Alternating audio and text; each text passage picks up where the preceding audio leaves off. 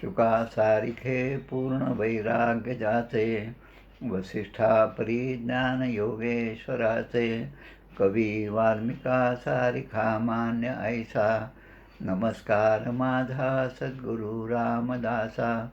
श्रीराम, मला वाटते अंतरी त्वा वसावे, तुझ्या दासबोधासी त्वा बोध व्हावे, अपत्या परी पाववी प्रेम ग्रासा, महाराज या सद्गुरु रामदासा. जय जय रघुवीर समर्थ. श्री कृष्ण गोविंद हरे मुरारे, हे नाथ नारायण वासुदेव, प्रद्युम्न दामोदर विश्वनाथ, मुकुंद विष्णोर्भगवन् नमस्ते, सच्चिदानंद रूपाय विश्वोत्पत्त्यादि हेतवे, तापत्रय विनाशाय श्रीकृष्णाय वयं नमः. कृष्णाय वासुदेवाय हरये परमात्मने, प्रणतक्लेशनाशाय गोविंदाय नमो नमः. वसुदेवसुतं देवं कंसचाणूरमर्दनं, देवकी परमानन्दं कृष्णं वन्दे जगद्गुरुं. कृष्णकमलपत्राक्षं पुण्यश्रवणकीर्तनं, वासुदेवं जगद्योनिं नौमि नारायणं हरिं. कृष्ण कृष्णेति कृष्णेति यो मां स्मरति नित्यशः, जलं भित्त्वा यथा पद्मं संसारात् उद्धराम्यहं. कृष्णाय वासुदेवाय देवकीनन्दनाय च, नन्दगोपकुमाराय गोविन्दाय नमो नमः. नमः पङ्कजनाभाय नमः पङ्कजमालिने, नमः पङ्कजनेत्राय नमस्ते पङ्कजाङ्घ्रे. गोपाल कृष्ण भगवान की जय. जय जय रघुवीर समर्थ. चतुश्लोकी भागवत. श्री भगवानुवाच, ज्ञानं परमगुह्यं मे यद्विज्ञानसमन्वितं, सरहस्यं तदङ्गं च ग्रहाणगदितं मया. यावानहं यथा भावो यद्रूपगुणकर्मकः, तथैव तत्त्वविज्ञानमस्तु ते मदनुग्रहात्. अहमेवासमेवाग्रे नान्यं यदसत्परं, पश्चादहं यदेतच्च योऽवशिष्येत सोऽस्म्यहम्. ऋतेर्थं यत् प्रतीयेत् न प्रतीयेच्चात्मनि, तद्विद्यादात्मनो मायां यथा भासो यथा तमः. यथा महान्ति भूतानि भूतेषुच्चावचेष्वनु, प्रविष्टान्यप्रविष्टानि तथा तेषु न तेष्वहम्. एतावदेव जिज्ञासं तत्त्वजिज्ञासुनात्मनः, अन्वयव्यतिरेकाभ्यां यत् स्यात् सर्वत्र सर्वदा. एतमन्तं समातिष्ठ परमेण समाधिना, भवान् कल्पविकल्पेषु न विमुह्यति कर्हिचित्. गोपाल कृष्ण भगवान की जय. तृतीय स्कंदाचे अवतरणिका. तृतीय स्कंद प्रथमोध्याय. उद्धव विदुर भेट होय. कृष्ण बालक्रीडा सांगता होय. उद्धव द्वितीयोध्यायी. तृतीय अन्य लीला चरित्र विदुर मैत्रेय भेट चतुर्थ. मैत्रेय सांगे विदुराप्रत सृष्टिक्रम पंचमोध्यायी. षष्ठी विराट शरीर उत्पत्ति. सप्तमी प्रश्न. अष्टमी ब्रह्मोत्पत्ति. नवमी विधि द्वारा हरिस्तुति. दशमी सृष्टि कथा दशविध. मन्वंतर काल विभाग वर्णन तो एकादश महान. द्वादश सृष्टि विस्तारण वाराह अवतार त्रयोदश. चतुर्दशी दिती गर्भधारण. पंचदशी जय विजय शाप वर्णन. षोडशी त्यांचे पतन. सप्तदशी जय हिरण्याक्षाचा. अष्टादशी हिरण्याक्ष वाराह युद्ध. 19 हिरण्याक्ष वध. 20 विधिसृष्टी नानाविध. 21 कर्दम तपश्चर्या. कर्दम देवहूती विवाह 22. कर्दम देवहूती विहार 23. श्री कपिल जन्म 24. 25 भक्ती ज्ञान. 26 भिन्न तत्वोत्पत्ती. 27 पुरुष प्रकृती योगे मुक्ती. 28 अष्टांग योग कृती. 29 भक्ती मर्म. 30 अधोगती स्वार्थांताची. 31 गती मनुष्याची. 32 धूम्र अर्चिर भक्तियोगाची. 33 मोक्ष देवहूतीचा. गोपाल कृष्ण भगवान की जय. आपण आत्तापर्यंत तिसऱ्या स्कंदातल्या 21व्या अध्यायापर्यंत आपण मागच्या वेळेस पाहिलं. आता 3ऱ्या स्कंदातला 22वा अध्याय जो आहे, ज्यामध्ये देवहूती बरोबर कर्दम प्रजापतींचा विवाह झाला, ही कथा या अध्यायामध्ये वर्णन केलेली आहे. मैत्रेय ऋषी विदुरांना सांगत होते. मागच्या अध्यायामध्ये त्यांनी जसं सांगितलं त्याप्रमाणे कर्दम ऋषींनी मनूंच्या सर्व गुणांचे आणि त्यांच्या कर्मांच्या श्रेष्ठतेचे वर्णन केले. हा भाग आपण मागच्या अध्यायात पाहिला. थोडंसं आपल्याला आठवत असेल तर पहा. कर्दम ऋषी ज्या ठिकाणी तपश्चर्येला बसलेले होते त्या ठिकाणी प्रत्यक्ष मनू महाराज आणि राणी शतरूपा आणि त्यांची मुलगी देवहूती असे 3 जण त्या ठिकाणी आले. तेव्हा त्यांनी आपलं ध्यान बाजूला ठेवून उठून या मनू महाराजांचं स्वागत केलं, तिघांचंही स्वागत केलं. आणि त्यावेळेस स्वागताबरोबर त्यांच्या कीर्तीचं वर्णन त्या ठिकाणी केलेलं आहे. त्यांच्या कर्माच्या श्रेष्ठतेचं, मनू महाराजांचं जे कर्म आहे स्वयंभू मनूचं, त्याबद्दलसुद्धा अनेक गौरव उद्गार त्या ठिकाणी काढलेले आहेत. आणि त्याप्रमाणे आता या ठिकाणी मनू महाराज जे आहेत ते म्हणत आहेत, ब्रह्मा स्रजस्त्वमुखतो युष्मानात्मपरिप्सया छंदोयमस्तपो विद्या योगयुक्तान लंपटान तत्राणा या सृजस्मांदो सहस्रपात हृदयं तस्य हि ब्रह्म क्षत्रमंग प्रचक्षते. याचा अर्थ, ब्रह्मदेवाने आपल्या शरीरापासून, वेदमय अशा शरीरापासून या वेदांचं रक्षण करण्यासाठी तप, विद्या, योग आणि विषयांमध्ये असणारी अनासक्तता अशा गुणांमुळे ब्राह्मणांची निर्मिती केली. ब्राह्मणो समुखपासित बाहू राजन्यकृतः असं वर्णन आपल्या पुरुषसूक्तामध्ये देखील येतं. त्याप्रमाणे ब्राह्मणांचं श्रेष्ठत्व जे आहे ते कशासाठी आहे की त्यांनी या वेदमय अशा ब्रह्मदेवांची निर्मिती जी आहे त्याचं संरक्षण करावं, म्हणून ब्राह्मणांची उत्पत्ती भगवंताच्या ब्रह्मदेवाच्या मुखापासून झालेली आहे. या ब्राह्मणांबद्दल आपल्या श्री ग्रंथराज दासबोधामध्ये अनेक प्रकारच्या ओव्या आहेत. मुख्यत्वे करून 5वा दशक जो आहे, मंत्राचा दशक, त्यामध्ये गुरुनिश्चय नावाच्या समासामध्ये या ओव्या आहेत. त्या पण आपण लक्षात घेण्यासारखे आहेत. ब्राह्मणाचं एवढं महत्त्व काय आहे? अहो या ब्राह्मणा कारणे अवतार घेतला नारायणे, विष्णूने श्रीवत्स मिरवणे, तेथे इतर ते किती. योगायोगाने आज शुक्रवार आहे, त्याला आमच्या मोडी लिपीमध्ये भृगुवासर म्हणतात. शुक्रवार भृगुवासर म्हणजे भृगु ऋषींनी या 3 देवतांची परीक्षा घेतली होती आणि म्हणून हा तिरुपती बालाजी म्हणा, व्यंकटेश म्हणा, महाविष्णू म्हणा यांचा दिवस म्हणून हा शुक्रवार आणि लक्ष्मीचा दिवस म्हणून हा ओळखला जातो. अहो या ब्राह्मणाकारणे अवतार घेतला नारायणे. या नारायणाने, महाविष्णूंनी जे जे अवतार घेतले, दशावतार जे आपण प्रमुख मानतो, त्या सगळ्यांचं कारण जे आहे तर ते हेच कारण आहे. ब्राह्मणी योग याग वृते दाने, ब्राह्मणी सकळ तीर्थाटने, कर्ममार्ग ब्राह्मणाविणे होणार नाही. म्हणजे या सगळ्या मार्गामध्ये ब्राह्मणांच्या ठिकाणी असणारं वर्चस्व, त्याने केलेलं कार्य जे आहे ते सांगितलेलं आहे. योग याग वृते आणि दाने या प्रत्येकाचा विचार केला तर अनेक संतांच्या चरित्रामध्ये आपल्याला त्यांचं श्रेष्ठत्व त्या ठिकाणी दिसून येतं.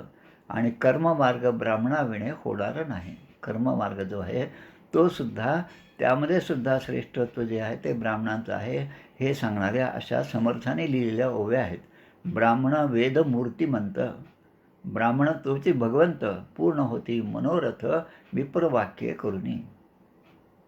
आमच्या लहानपणी म्हणजे 8वी 9वीपर्यंत जेव्हा खेड्यामध्ये राहत होतो तेव्हा ती एक गोष्ट आठवती. समोरून कोणी ब्राह्मण देवता येताना दिसले, गुरुजी दिसले की मग लोक सगळे गावातले जे आहे ते म्हणायचे, पाया पडू देवा. आणि असं म्हणलं पाया पडू देवा आणि पाया पडायचे. आणि मग ते ब्राह्मण म्हणायचे कल्याण कल्याण असो, कल्याण असो. म्हणजे एवढा मान त्या काळी सुद्धा होता, आजही आहे, नाही असं नाही. कारण या ब्राह्मणांच्यासाठी ते सांगतात, स्वधर्मकर्मी पूज्य ब्राह्मण परी ज्ञान नव्हे सद्गुरू मिळणं. ब्राह्मण जरी स्वधर्मकर्मामध्ये इतका श्रेष्ठ असला तरी खरं ज्ञान जे आहे ते सद्गुरू विण मिळणार नाही. आणि ब्रह्मज्ञान नसता क्षीण जन्म मृत्यू चुकेना. म्हणजे सद्गुरूंचं महत्त्व सांगण्यासाठी या ओव्या दिल्यात. ब्राह्मणांचं हे योगायोगाने त्या ठिकाणी कौतुक झालं. पण समर्थ सांगतात परी ज्ञान नव्हे सद्गुरू विण.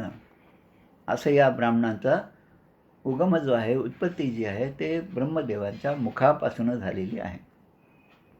त्याच ब्रह्मदेवांच्या शरीरापासून गीतेमध्ये जसं आपण 10व्या अध्यायात पाहतो. आणि अर्जुन त्या ठिकाणी सांगतात की मला तुमचं विश्वरूप दर्शन या ठिकाणी आहे, दिसत आहे. हजारो मुख, हजारो हात आहेत, हजारो पाय आहेत, असं तुमचं ते दिव्य रूप मी पाहत आहे. त्यामध्ये हजारो चरण असलेल्या त्या विराट पुरुषाने त्या सर्वांचं रक्षण करण्यासाठी आपल्या भुजांपासून क्षत्रियांना उत्पन्न केले. असा एक श्लोक या ठिकाणी या 3ऱ्या स्कंदामधल्या 22व्या अध्यायामध्ये 2रा आणि 3रा असा दिलेला आहे. आता ते म्हणतात की वास्तविक हे ब्राह्मण जे आहेत ते त्या भगवंताचं हृदय आहे आणि क्षत्रिय जे आहे ते शरीर आहे. अशी सुद्धा एक उपमा या ठिकाणी दिलेली आहे. हृदयं तस्यहि ब्रह्म क्षत्रमंग प्रचक्षते. हृदय हे जे आहे ते ब्राह्मण आहे आणि क्षत्रिय म्हणजे या ब्रह्मदेवाचं शरीर, असं सुद्धा या ठिकाणी उपमा दिलेली आहे. पण एवढं जरी असलं तरी आता पहा, आत्ताचंच वाक्य काय होतं की यांची उत्पत्ती कशासाठी झाली की त्या वेदांचं रक्षण करण्यासाठी ब्राह्मणांची झाली आणि सर्वांचं रक्षण करण्यासाठी म्हणून हजारो भुजांपासून क्षत्रियांना उत्पन्न केलं. इथपर्यंत समजलं. पण त्यापेक्षा अजून कहर असा आहे की पुढे ते म्हणतात की स्वतः श्रीहरीच या सगळ्यांचं रक्षण करतात. म्हणजे शेवटी आपलं पेटंट श्रीहरींनी काही गमावलं नाही, ते पेटंट तसंच आहे. इतर जरी सगळे रक्षण करत असले, क्षत्रिय सगळ्या समाजाचं रक्षण करीत असले, तरी त्या क्षत्रियांना ही बुद्धी देणारा मी आहे. अहमेवासमेवाग्रे नान्यं यद सत्परम पश्चादहं यदेतच्च यो वशिष्येत सोऽस्म्यहम्. असं म्हणणारा चतुश्लोकी भागवतातला श्लोकसुद्धा आपल्याला लक्षात आहे. त्याप्रमाणे ते म्हणतात. आणि म्हणून समर्थसुद्धा आपल्याला या दृष्टीने सांगतात की मुख्य हरिकथा निरूपण, दुसरे ते राजकारण, तिसरे ते सावधपण सर्व विषयी, चौथा अत्यंत साक्षेप, फेडावे नाना आक्षेप, अन्याय थोर अथवा अल्प क्षमा करीत जावे. म्हणजे भगवंत स्वतः निर्विकार आहेत आणि निर्विकार असल्यामुळे त्यामध्ये विकार होण्याची शक्यता नाही.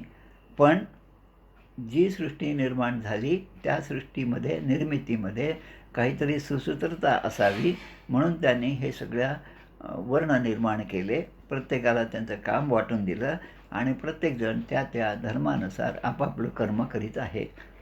पण या ठिकाणी आपण जेव्हा कर्म करतो तेव्हा करता मी आहे असा भाव आपल्या मनामध्ये असतो आणि तो असायलाही पाहिजे, कारण ते कर्म आपल्याला करायचं आहे. ह्या सगळा लौकिकातला भाग झाला.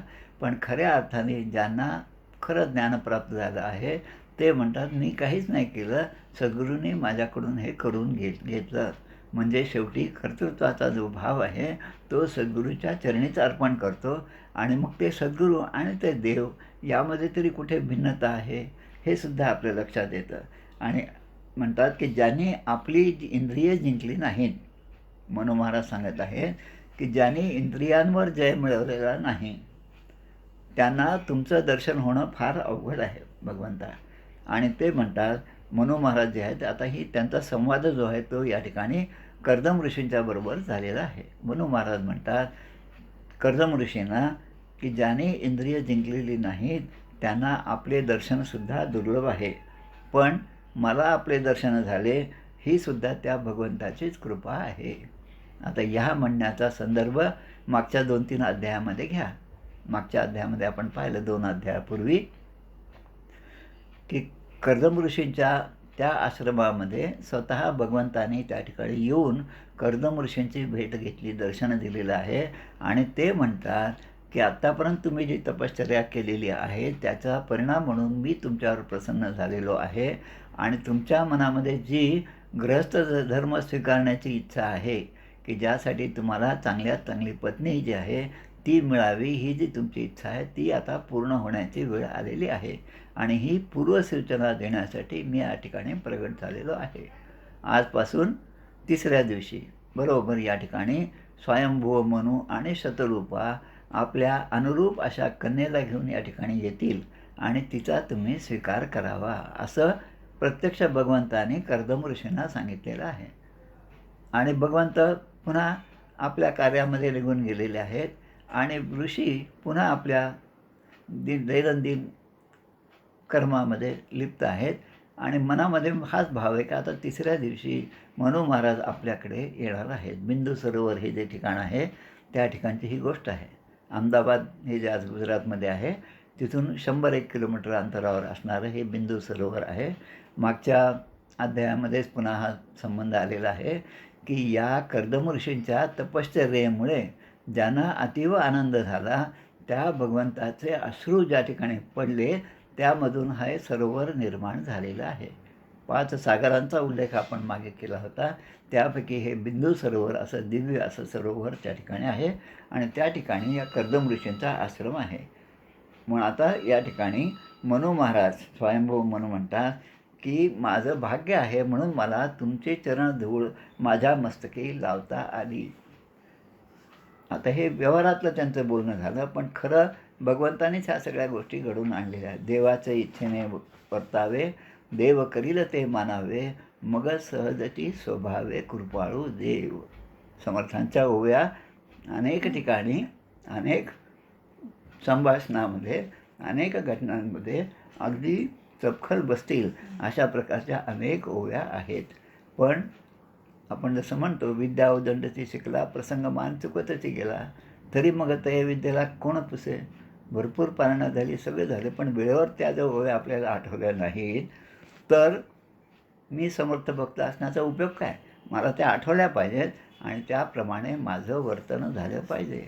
समजले आणि वर्तले ते भाग्यपुरुष झाले, या वेगळे उरले ते करंटे जन. समर्थ प्रत्येक ठिकाणी आपल्याबरोबर असतात, हातामध्ये एक मोठा दांडू घेऊन सुद्धा असतात.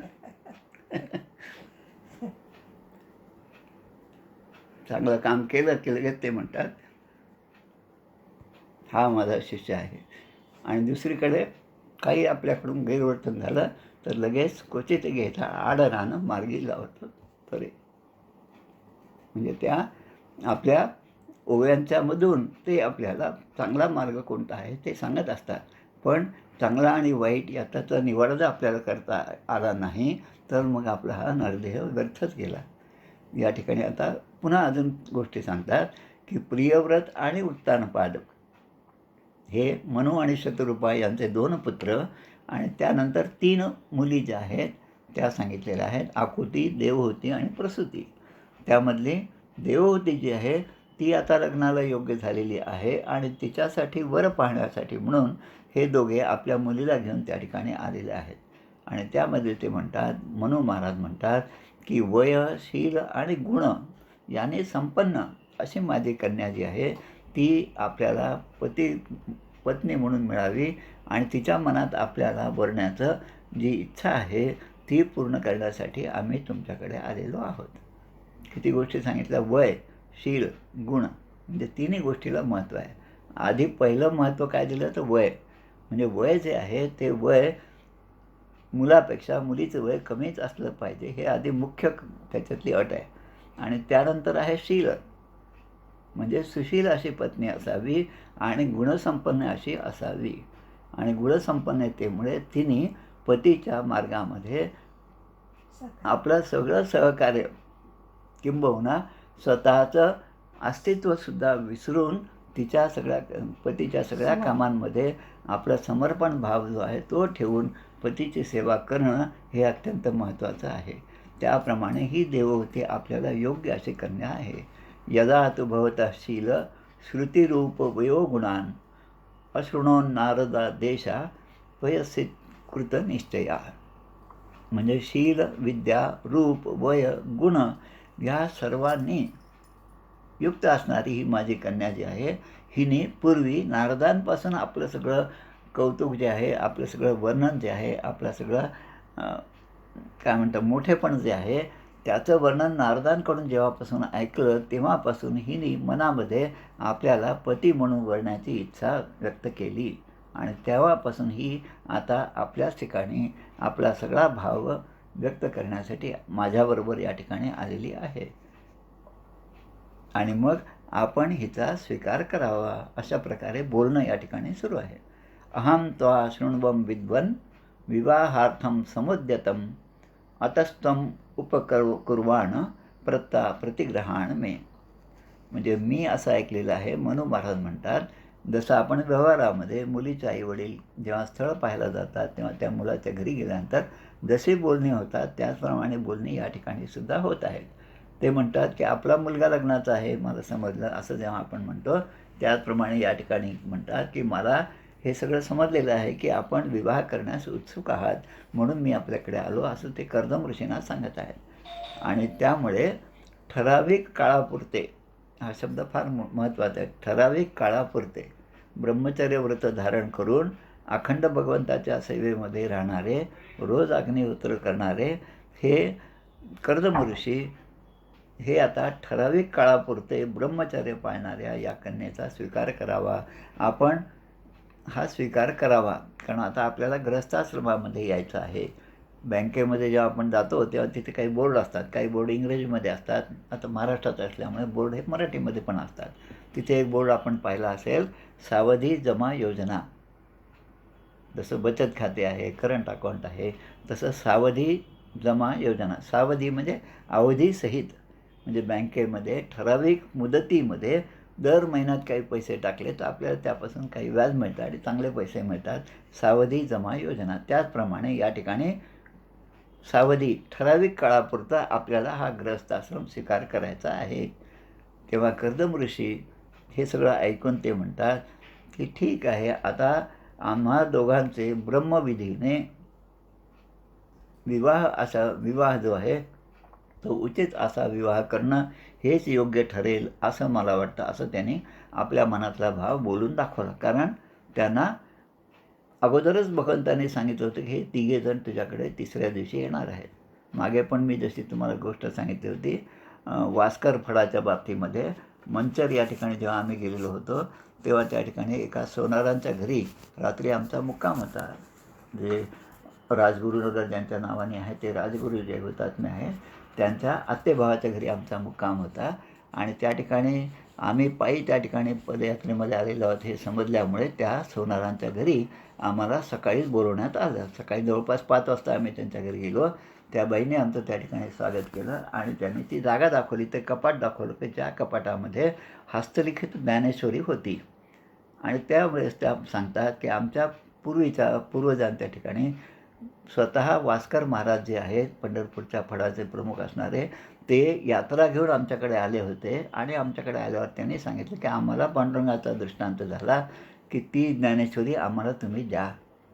तेव्हा यांचे पूर्वज असं म्हणतात तुम्हाला दृष्टांत झाला पण मला दृष्टांत झालेला नाही तर मी कसे काय देऊ असं ते बोलणं चालत होतं. त्याच वेळेस कपाटामध्ये बंद असलेली ती ज्ञानेश्वरी जी आहे ती तिथून निघाली आणि सहज त्या बाईंच्या पूर्वजांच्या हातामध्ये आली. आता हे जे आहे हे पूर्व सुकृताने घडलेल्या गोष्टी आहेत आणि ती ज्ञानेश्वरी सहजपणे आपल्या हातात आल्यामुळे आता पांडुरंगांचा आपल्यालासुद्धा दृष्टांत झाला आहे. त्यामुळे ही ज्ञानेश्वरी आपल्याला द्यायला काहीच हरकत नाही म्हणून त्यांनी ती ज्ञानेश्वरी वास्कर महाराजांच्या हातामध्ये दिली. हे जसं आहे तसंच या ठिकाणी स्वयंभू मनू आणि शतरूपा हे येणाऱ्याच हे भगवंताने आधीच सांगितलेलं होतं. त्यामुळे यांच्या मनामध्ये पक्कं होतं की देवाचे इच्छेने वर्तावे, देव करील ते मानावे. आणि इकडे स्वयंभू मनू आणि हे जेव्हा येतात आणि सांगतात की प्रत्यक्ष नारदाने सुद्धा आपली स्तुती माझ्या मुलीजवळ केलेली असल्यामुळे ती ऐकून, जसं आपण रुक्मिणीच्या विवाहाच्या वेळेस म्हणतो श्रुत्वा गुणानुभवन सुंदरी, हा जो श्लोक आहे त्या विवाहाच्या वेळेचा तो सुद्धा पुढे आपल्याला दशमस्कंधामध्ये येणार आहे की जसं त्या रुक्मिणी मातेने अगोदरच भगवंताचं गुणगान ऐकलेलं होतं आणि तेव्हापासून भगवंताशी आपला विवाह व्हावा ही इच्छा तिने आपल्या मनामध्ये धारण केली होती. त्याच पद्धतीने या ठिकाणी देवहूती मातेने सुद्धा ही इच्छा आपल्या मनामध्ये ठेवून ती आता आपल्या आईवडिलांच्या बरोबर त्या ठिकाणी आलेली होती.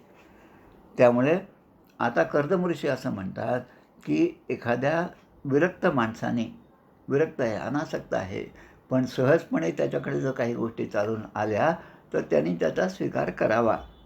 आणि तो स्वीकार समजा नाही केला तर त्याच गोष्टीसाठी त्यांनी एखाद्या कृपण माणसाकडे याचना करावी हे योग्य नाही. म्हणजे सहजच या ठिकाणी ती रूप, गुण, शील संपन्न अशी ती मुलगी आपल्या घरी चालून आलेली आहे. आता तिला नाही म्हणणं हे सुद्धा योग्य नाही, असं म्हणून तिच्याशी विवाह करण्यासाठी कर्दमऋषी तयार झाले. विश्वावसुर ते म्हणतात आता की या मुलीबद्दल जे आहे ते मी जे ऐकलं आहे ते सुद्धा कर्दमऋषी सांगतात.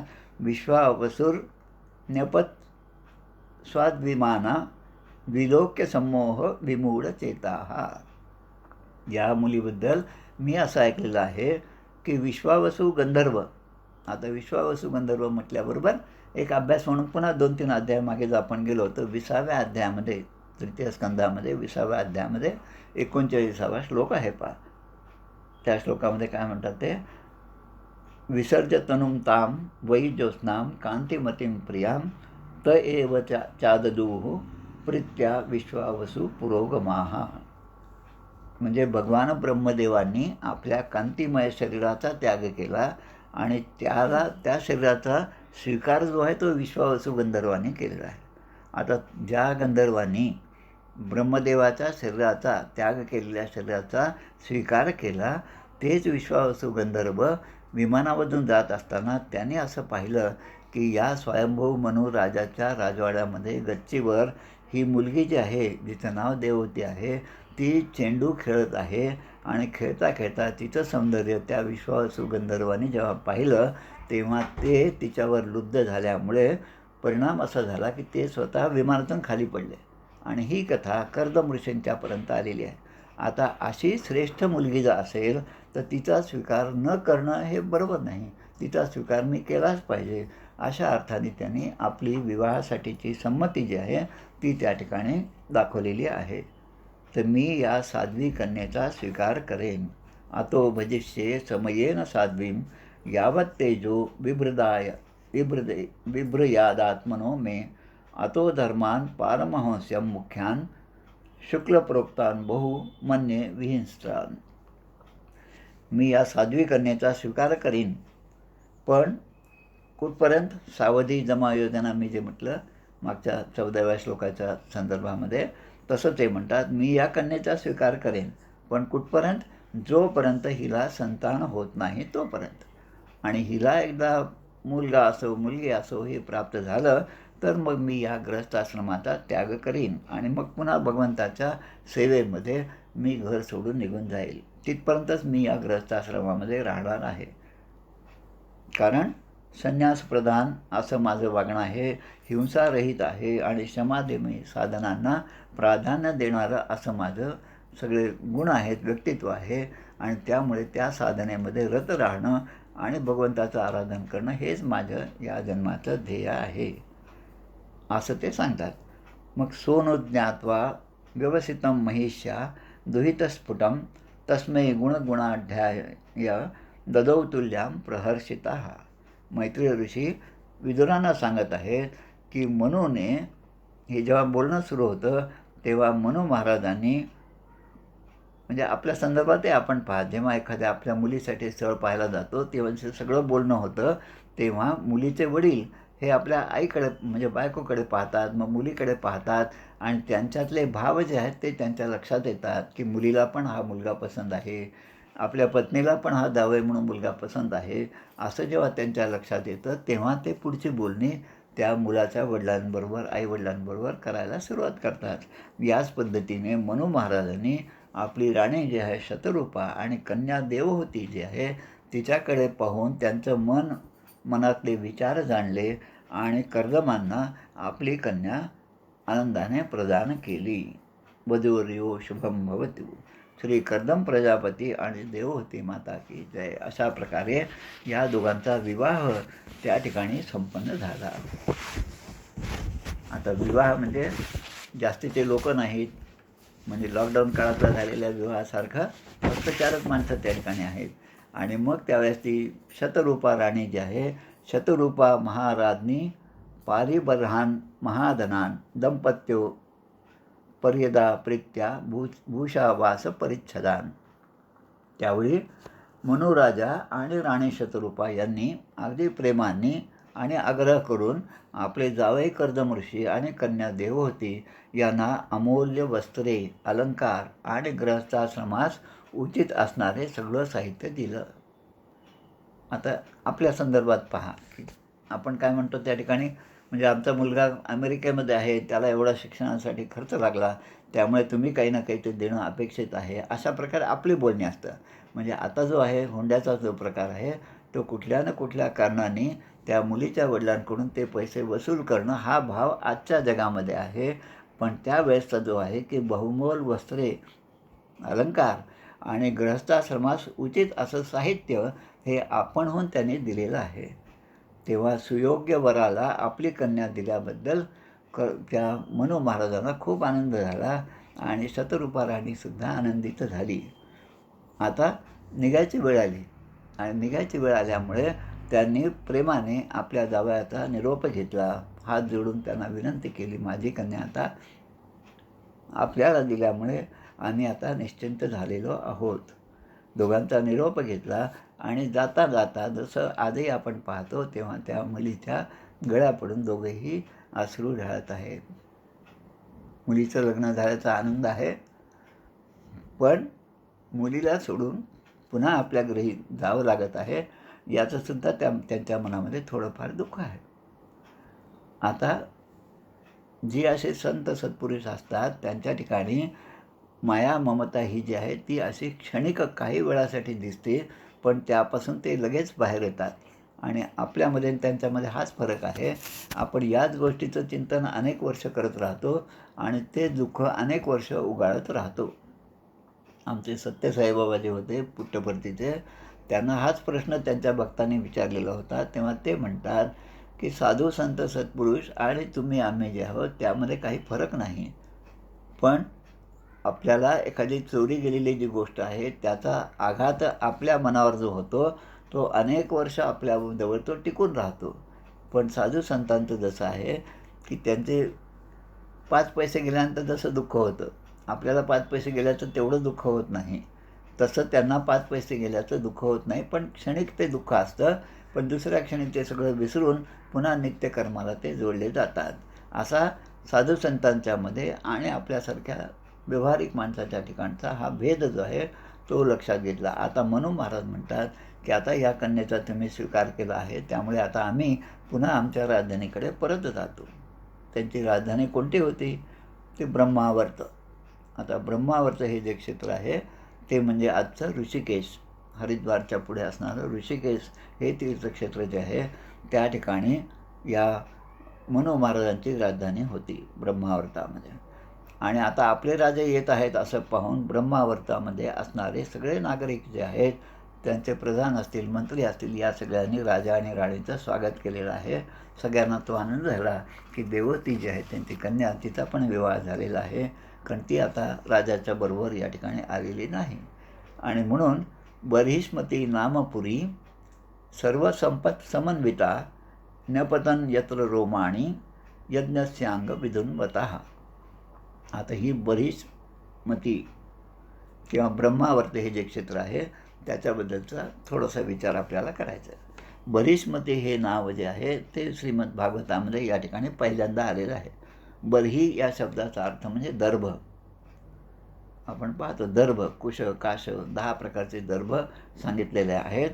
श्री गुरुचरित्रामध्ये या दर्भांचा उल्लेख आणि 10ही नावं त्या ठिकाणी दिलेली आहेत.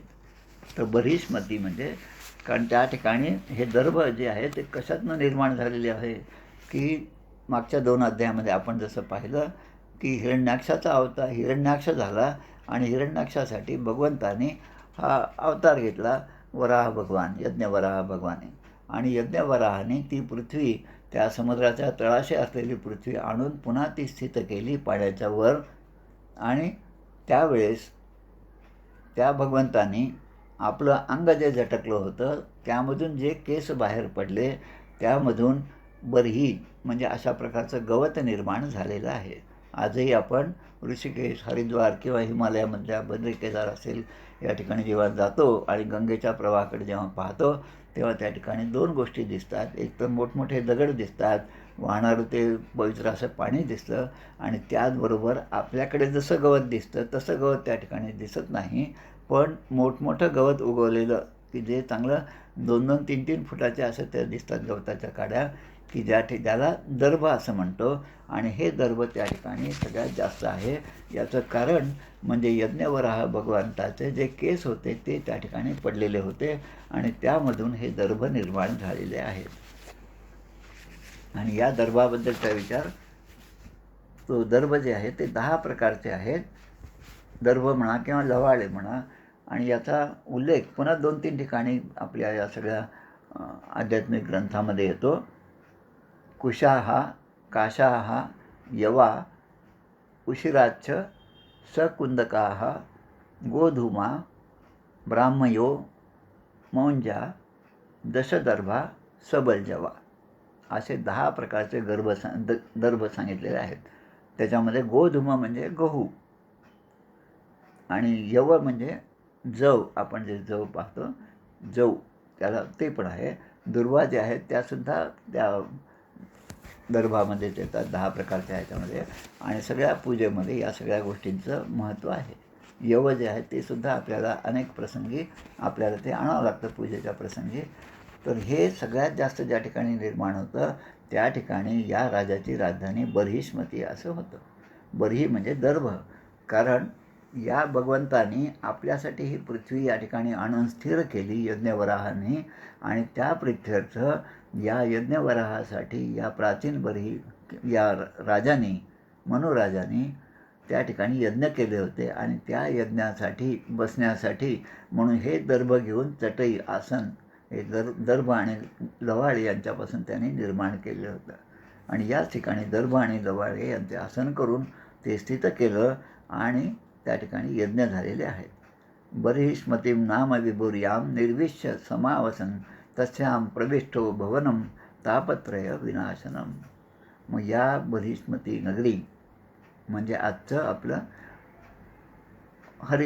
ऋषिकेश, या नगरीमध्ये राजा मनू जिथे निवास करत होता त्या ठिकाणी त्याने प्रवेश केला, आपल्या राजभवनामध्ये प्रवेश केला, की ज्या ठिकाणी आध्यात्मिक, आदिदैविक आणि आदिभौतिक अशा कुठल्याही तापाचा प्रवेशसुद्धा नाही, असा राजभवनामध्ये त्यांनी त्या ठिकाणी प्रवेश केला.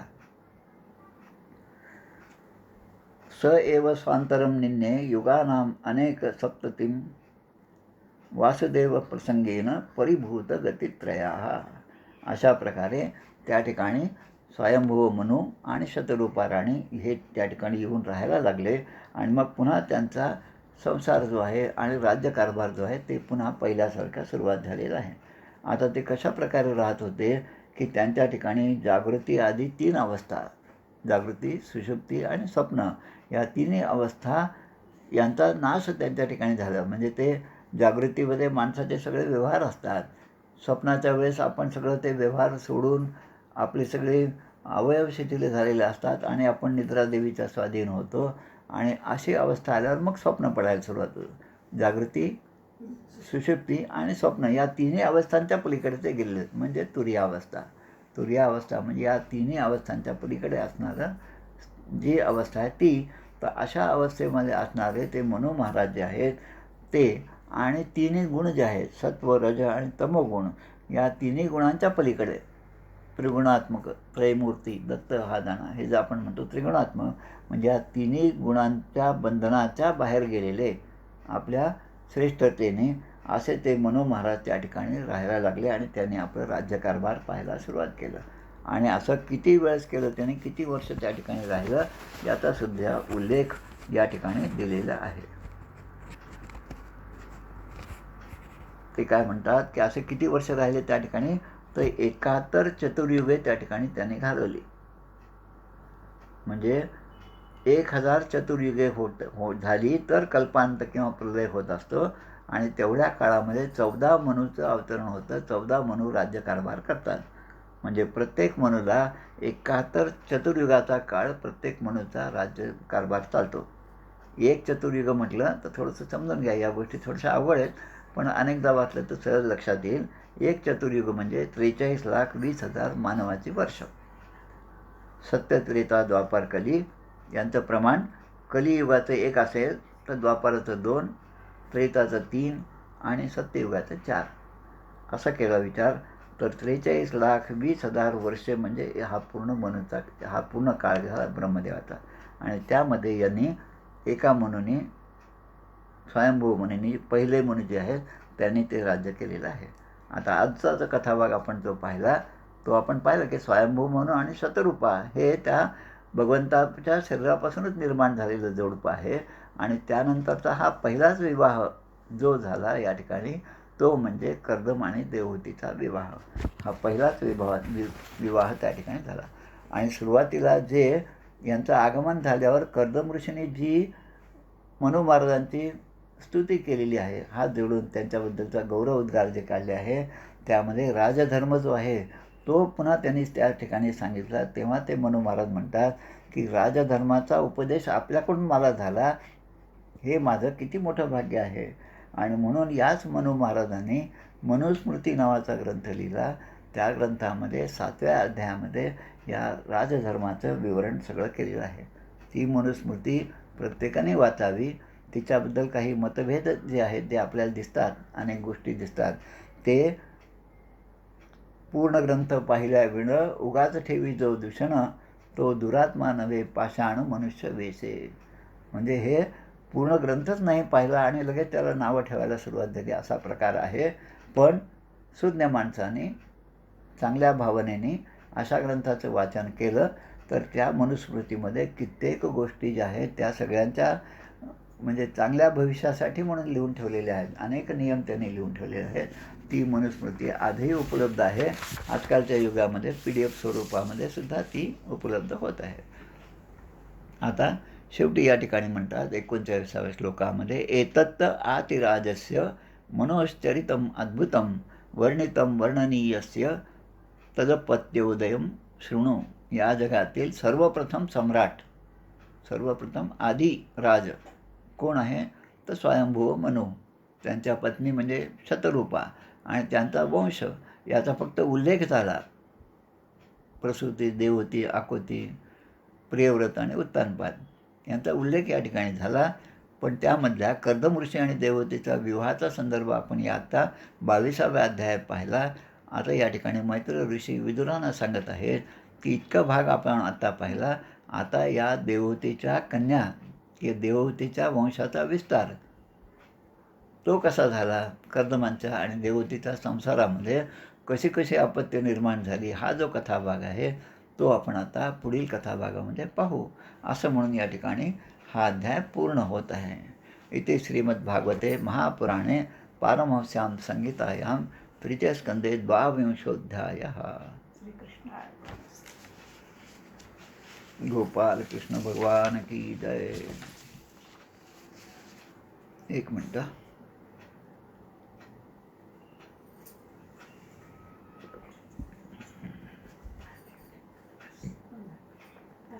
जय हो जय श्री भागवता, आरती करी तुझ भगवंता.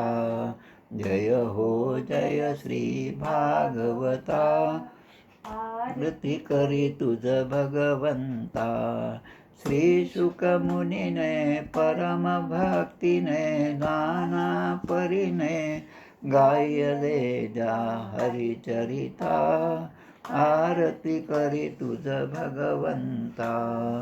वेद तरुचे मधुर फळ, स्वादुरसे जे सोज्वळ. आत्मा राम मुनी अचळ, सेवुनी करीती जन सफळ. महापर्वणी आली अवनी, की अगहरिणी भवजल तरणी. ती पतिता आरती करी तुझ भगवंता. येथे व्यासांची वाणी सार्थक हरिगुण गावोनी. शास्त्र पुराणी मुकुटमणी परम प्रेमामृत जननी. सहज सेविता भाविक भक्ता उदारदाता मोक्ष तत्वता देहाता. आरती करी तुझ भगवंता गमते जणू मानस तीर्थ. द्वादश सोपाने युक्त निर्मल भक्ती जले भरित. विहरे हरिहंस तिथेथ श्लोक सुकुमले संत अधिकुले. सेवुनी रमले भान विसरले रस पिता. आरती करी तुझ भगवंता अपार महिमा संताचा.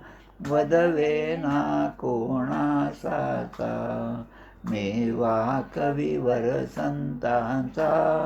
प्राणची कीर्तनकारांचा जणू बोधाचा स्वयंप्रभेचा. द्वादश कळीचा रवी अंतरीचा तमहरता. आरती करी तुझ भगवंता ग्रंथ नव्हे हा श्रीकृष्ण. गीते वेधी मन अनन्य होता या शरण. खचित टळे जन्म मरण. प्रितापदाती चिरये शांती.